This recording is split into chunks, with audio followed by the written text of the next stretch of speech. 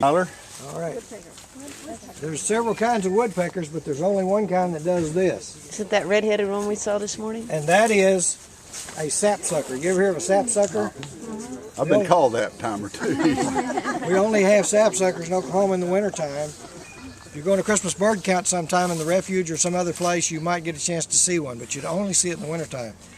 They make these little, they farm the sap that Dr. Cooper was talking about a few minutes ago. There's fluids that go up and down the tree for its nourishment, and they go in there and get that sap and feed on it. And they can actually kill trees, and on fruit trees they can be a real pest, you see. So, and one of the classic cartoon characters, for people who don't know much about birds, they say yellow-bellied sapsucker, and they think they're being funny, and they are being funny, but they're being actually factual, because there really is a yellow-bellied sapsucker, and it does this, and it can kill trees, particularly fruit trees. Do they always do it so low? I don't know if there's any. I don't know if there's any.